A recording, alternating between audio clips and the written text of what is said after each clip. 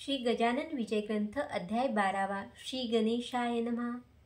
हे गणाधीशा गणपती मयुरेश्वरा विमल कीर्ती माझ्या हृदयी करून वसती ग्रंथ कळसास नेहा। तू ज्ञान बुद्धीचा दाता, तू भक्त मनोरथ पुरविता, विघ्न गाते संहारिता, तूच एक गणराया।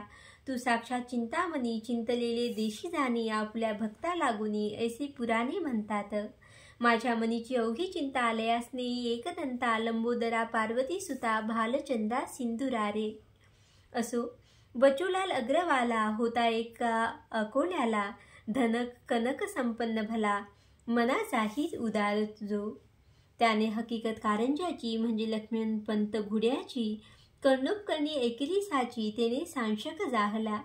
ते खरे खोटे पाहण्यास विचार करी चित्तास, तो एके समयास महाराज आले अकोल्याला। येऊन बचूलाला घरी बैसते झाले ओट्यावरी, की गजानन साक्षात्कारी भक्त आपुला जाणून। बचूलाला आनंद झाला, तो समताची ऐसे बदला, आज गुरुराया वाटते मला आपली पूजा करावी। ऐसे एकता भाषण समर्थे तुकविली मान, जे साक्षात असे चिन्ह श्रोते संमती दिल्याचे। बचूलालाने तयारी तात्काळ केली ओट्यावरी, षडोपचारे अत्यादरी पूजन त्याने आरंभिले। प्रथमता घातले मंगल स्नान, नानाविध उठणी लावून, मग करविले परिधान वस्त्र पितांबर जरीचा।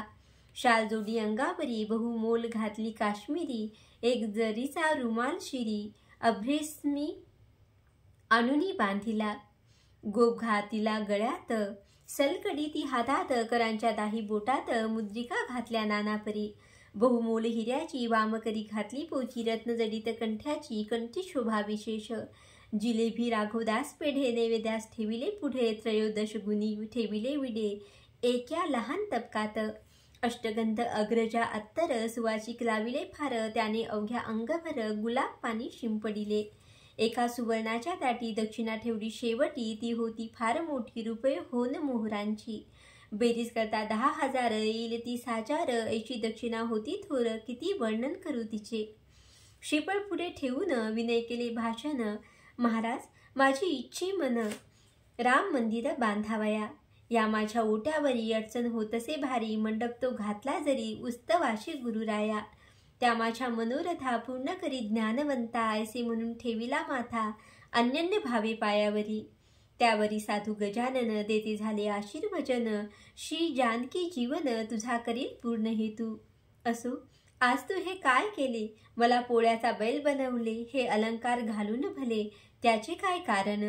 मी न बैल पोळ्याचा अथवा घोडा दसऱ्याचा, मला या दागदागिन्याचा काय सांगू उपयोग। अरे हे अवघे विष मला नको त्यांचा स्पर्श, या नुसत्या उपाधीस माझ्या मागे लावू नको। अथवा तू मोठा श्रीमान हे दाखवाया कारण, केलेस का हे प्रदर्शन, सांग मशी बचूलाला। जे आवडते जयाशी तेच द्यावे तयाशी, मी वेडा पिसा संन्याशी नागवा फिरतो गावभर। हे अवघे तुझे तुला लखला बसो बचूलाला, तुम्हा प्रापंचिकाला या द्रव्याची जरूर। माझा यजमान भीमातटी उभा विटेशी जगजेठी, तो काय माझ्यासाठी हे वैभव द्याया तयार नसे। ऐसे म्हणून काढिले दागिने अंगावरचे भले, चहू बाजूस फेकी येले वस्त्राचीही तीच गती। 2 पेढे खाऊन निघून गेले गजानन, हा प्रकार अवलोकून केला शोक अकोल्यात बहुतांनी।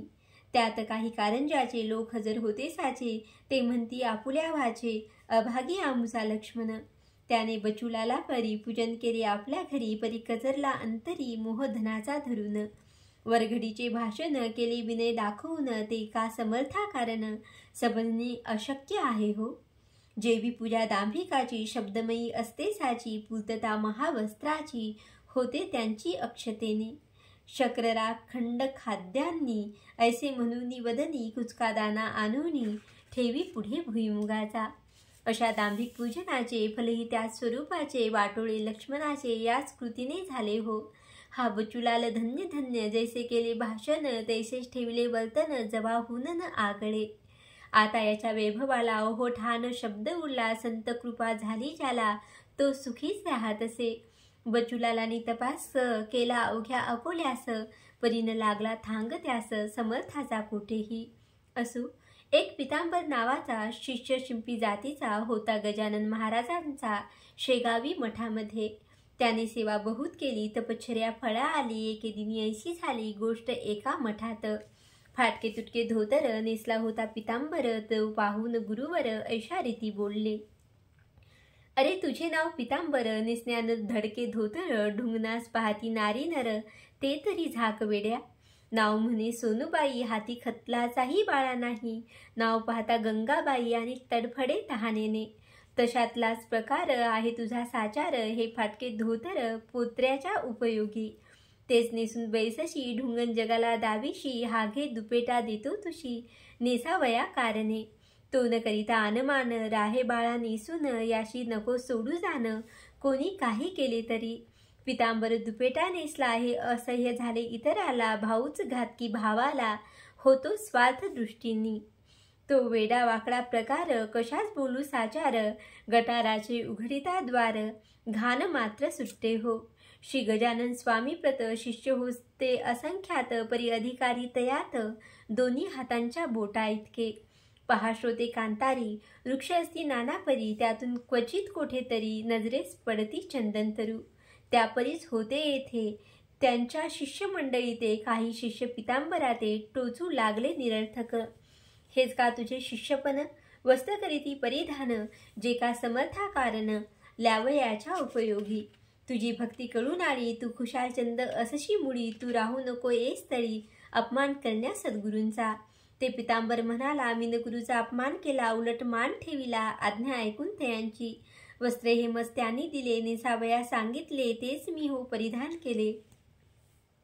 ही का झाली अवज्ञा, ऐशी भोवती न भोवती झाली, शिष्यात तेढ माजली, ती मिटवावया माव केली, ऐशा रीती गजानने. पितांबरास म्हणती गुरुवर, तू येथून जावे दूर, जाणते मूल झाल्यावर आई त्याला दूर ठेवी. माझी कृपा आहे खरी, हे पितांबरा तुझ बरी, जा हिंडून भूमीवरी, पद्मदाशी तारावे. डोळ्यात आसवे आणून, करून या साष्टांग नमन, मागे पाहे फिरफिरून, सोडून जाता मठाशी. पितांबराला कोंडोलीशी, बसला वनात आंब्यापाशी, चिंतन चालले मानशी, निज गुरुचे सर्वता. तेथे होता रात्रभर, उदया येता दिनकर, जाऊन बसला झाडावर, मुंगळ्यांची ह्या त्रासाने. अवघ्या आम्रवृक्षावरी मुंग्या मुंगळे होते भारी, लहान थोर फांदीवरी. आला पितांबर जाऊन, परी निर्भय असे सापडे ना, स्थान तयाशी बसण्या जाना. हेच कृत्य गुराख्यांना कौतुकास्पद वाटले. ते म्हणाले, आप शांत, हा माकडा परी कारे फिरत, या वृक्षावरी सत्य हे काही कळेना. लहानसान फांदीला निर्भयपणे फिरून आला, परी नाही खाली पडला, हेच आहे आश्चर्य. दुसरा म्हणाला, यात काही आश्चर्य वाटण्याजोगे नाही, गजाननाच्या शिष्यातही ऐसे सामर्थ्य असते रे. यावरून हा त्यांचा शिष्य असावा खचित साचा.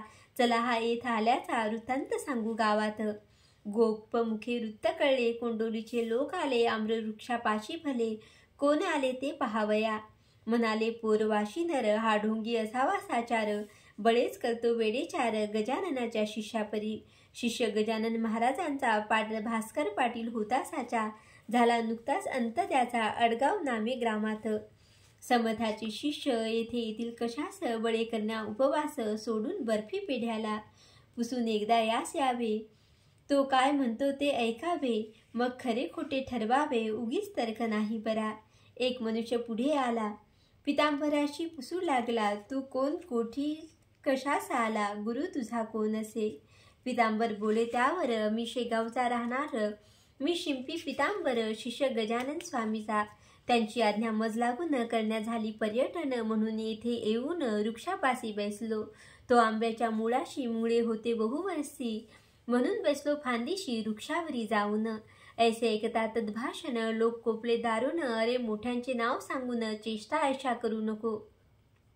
काय म्हणे मी राजाची, राणी आवडती आहे साची, खळगी भरण्या पोटाची, आले मजुरी करावया.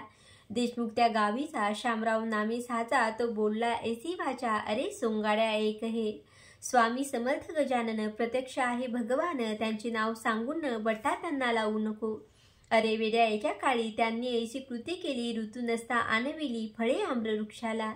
त्यांनी फळे आणविली, तू नुसते पाने आण भली, नाहीतरी या स्थली तुझी न धडगत लागेल. हा बळीराम पाटलाचा, वृक्ष वटलेल्या आंब्याचा, तो पर्णयुक्त करी साचा, आमच्या देखत एकाळी. ऐसे न जरी करशील तरी मार खाशील, खरा असल्यास होशील वंद्य आम्हा कारणे. काकी शिष्य सद्गुरूचे, काही अंशी निघती साचे, बापा त्यांच्याच तोडीचे, हा आहे न्याय जगी. नको करू उशीर, हा आंबा करी हिरवागार, तो एकटा पितांबर गेला ऐसे घाबरून. बोलायचे नाडू नका, माझी सारी कथा ऐका, एका खाणीत निघती देखा हिरे आणि गारा हो. तैसाच मी गार परी, गजानन शिष्या भीतरी, बोललो नाही वैखरी, यात किंचित खोटे हो. गारेवरून खानीस नाही येत जगी दोष, मी निज गुरुच्या नावास चोरून कैसे ठेवावे. शामराव म्हणे त्यावर, नको करू चरचर, संकट शिष्यास पडतात होर, तो धावा करीती सद्गुरूचा. मग तो शिष्य त्यांचा जरी नसला कृतीने अधिकारी, तरी सद्गुरूंचा प्रभाव करी साह्य त्या आपल्या शिष्यास. ऐशी झाली आड विहीर, पितांबराशी साचार, झाला बिचारा चिंतातुर, काही न सुचे तयाशी. त्या वटलेल्या झाडापाशी मिळाले अवघे पोरवाशी, काय होते ते पहावयाशी, मुले बायका समवेत. निरुपाय होऊनी अखेर, पितांबराने जोडले कर, स्तवन मांडिले अपार आपुल्या सद्गुरुरायांचे. हे स्वामी समर्थ गजानना, ज्ञानांबरीच्या नारायणा, पद्मताच्या रक्षणा, धावा आता एकाळी. माझ्यामुळे दोष तुला, येऊ पाहतो भक्त पाला, आपुल्या ब्रिदासाठी पाला आणि आम्रवृक्षाशी. माझी भिस्त तुझ्यावरी, पाव माते लवकरी, ना तरी आली पाळी खरी, मजला येथे मरण्याची. प्रल्हाद खरा करण्याला, स्तंभी नरहरी प्रगटला, जनी चढवता सुळाला, त्याचे पाणी जहाले. जनीचा भार देवावर, माझा आहे तुझवर, संत सेवा देवात अंतर, मुळीच नाही राहिले. देवतेची असती संत, संततेची देव साक्षात, मला लोक म्हणतात शिष्य गजाननाचा. माझे काही महत्व नाही, ते अवघे तुझ्या टाही, पुष्पामुळे किंमत येई जगी सूत्राकारणे. तू पुष्प मी आहे सुत, तू कस्तुरी मी माती सत्य, तुझ्यामुळेच आले येथ संकट हे माझ्यावरी. आता न माझा अंत पाही, गुरुराया धाव घेई, या वटलेल्या वृक्षाठाई आणि परणे कोमल. लोकास म्हणे पितांबर, करा सद्गुरूंचा नाम गजर, जय जय गजानन साधूवर, शेगावीच्या अवलिया. लोक अवघे गजर करती, तो पालवी फुटली वृक्षाप्रती, जन नैनी पाहाती त्या अघात कौतुकाला. कोणी म्हणती असेल स्वप्न, ते जे पडले आपणा लागून, पहा चिमटा घेऊन आपल्या करांनी. चिमटे घेऊन पाहती, तो निमाली स्वप्न भ्रांती, यावरी कोणी ऐसे म्हणती, ही नजरबंदी असेल. गारुड्याच्या खेळात वाद्या होती सर्पसत्य, खापऱ्या असून दृष्टीप्रत त्यांची रुपये दिसती की. तोही भ्रम निमाला, तोडून पाहता पळणाला, फांदी वाटे तात्काळ आला, चिक्र शुभ्रसा बाहेर. मग मात्र खात्री झाली, वाळल्या वृक्षा पालवी फुटली, श्री गजानन माऊली खरीच आहे महासंत. आता पितांबराविषयी शंका न धरणे मानशी, चला घेऊन गावाशी, हा त्यांचा शिष्य असे. याचे अवघे करून कधीतरी गजानन येथील कोंडोली कारण, वासरासाठी गाय जैसी. ते अवघ्याशी मानवले, पितांबराशी मिरवीत नेले, ऐसे जेव्हा दिव्य झाले, तेव्हा भाव उदेला. जैसा समर्थांनी आपुला शिष्य डोंगावी पाठवला, कल्याण नामे करून भला, कल्याण करण्या जगाचे. तैसेच केले गुरुवरे, श्री गजाननाने साजिरे, उदेले हे भाग्य खरे त्या कोंडोली गावाचे. श्रोते, अजूनपर्यंत तो आंबा आहे कोंडोलीत, इतरांपेक्षा असंख्यात फळे येती तयाला. त्या पितांबराचे भजनी, कोंडोली गाव लागला सानी, जेथे जाईल हिरकणी, तेथे ती मोल पावे. मठ पितांबराचा कोंडोलीत झाला साचा, आणि अंतही तयाचा ते ठाई झाला हो. आता इकडे शेगावात महाराज आपल्या मठात एके दिनी उद्विग्न चित्त होऊन या बैसले. शिष्य त्यांचे कारण पुसू लागले कर जोडून, महाराज आपुले मन काहो अस्थिर जाहले. ते महाराज बदले लोकाला, आमचा कृष्णा पाटील गेला, तो चिकन सुपारी आम्हाला रोज आणून देत असे. त्याची झाली आठवण, राम त्याचा मुलगा लहान, आता सुपारी चिकन कोण देतो या ठाया. राम थोर झाल्यावरी करील माझी चाकरी, म्हणून मी या मठांतरी आता न तयार राहावया. ऐसे महाराज बोलता जना लागली चिंता, महाराजांचा विचार आता दिसतो येथून जाण्याचा. म्हणून कसेही करून जाऊन द्यावे त्या कारण, चला आपण धरू चरण महाराजांची वेळा. ऐसा विचार मिळून केला, मंडळी आली मठाला, श्रीपतराव बंकटलाला, ताराचंद मारुती. मंडळीने धरले चरण, महाराज आम्हा सोडून तुम्ही आपुले ठिकाण राहण्याचे अन्य करू नये. तुमची इच्छा असेल जेथ तेथेच राहा शेगावात, परी सोडण्याचे मनात ग्राम हे आणू नका. ते महाराज वाणी निघाली, तुमच्या गावात आहे दुफळी, मला कोणाची जागा मुळी नको येथे राहावया. जी कोणाची नसेल ऐशी जागा जरी द्याल तरीच राहणे होईल माझे या शेगावी. अशी गोष्ट ऐकिली तेव्हा मंडळी चिंतावली. समर्थांनी आज्ञा केली मोठ्या पेचाची आपणा. कोणाच्या जागेत राहण्यात तयार नाहीत, सरकार त्यांच्या प्रित्यर्थ जागा ती देईल कशी. भूषण आपल्या साधूचे सरकारास नाही साचे, बंकटलाल बोलला वाचे असे संकट घालू नका. सरकार धार्मिक कृत्याला जागा देईल हा न उरला, भरवसा तो आम्हाला हे राज्य परक्याचे. म्हणून आम्हापैकी कोणाची जागा घ्या मागून साची, आहे तयारी आमुची ती तुम्हा द्यावयास. समर्थ केले भाषण, काय हे तुमचे अज्ञान, जमिनीची मालकी पूर्ण आहे सच्चिदानंदाची. राज्य कित्येक भूमीवरी आजवरी झाले तरी, जागा कशाची सरकारी, ईसा मालक पांडुरंग. व्यवहारदृष्ट्या मालकपण येतो राजा लागून, त्याचे नाही भूषण तुम्ही प्रयत्न करा जा. जागा मिळेल प्रयत्न करिता, पुढे नका बोलू आता, हरिपाटला चाहता यश येईल निसंशय. हरिपाटलाकडे आली मंडळी ती अवघी भली, त्याच्या सल्ल्याने मागितली जागा अर्ज करून. बुलढाण्याचा सर्वाधिकारी साहेब होता नामेकरी, त्याने 1 एकर जागा खरी अर्जावरून दिली असे, आणि ऐसे म्हणाला तुम्ही 2 एकरास्तव अर्ज केला, परी मी तुलत तुम्हाला 1 एकर देत असे. तुम्ही 1 वर्षात जागा केल्या व्यवस्थित, तुमचा मी पूर्वीन हेत जागा अनेक देऊन या. तो ठराव सरकारचा आहे दप्तरी नमूद साचा, समर्थाच्या वाणीचा प्रभाव खचित लोकोत्तर. मग हरी पाटील बंकटलाला निघते झाले वर्गणीला, द्रव्यनिधी क्षणात जमला आणि काम झाले सुरू. या पुढील अवघे वृत्त येईल पुढल्या अध्यायात. सत्पुरुषाचा पुरविण्यात देवर आहे तत्पर सदा. विठू पाटील डोंगरगावचा, लक्ष्मण पाटील वाडेगावचा, जगू आबा शेगावचा हे पुढारी वर्गणीचे. श्री दासगणू विरचित हा श्री गजानन विजय नामे ग्रंथ ऐका श्रोते सावचित्त, निज कल्याण भावया. शुभम भवतु. श्री हरिरापणमस्तु. इति श्री गजानन विजय ग्रंथस्य 12ोऽध्याय समाप्त.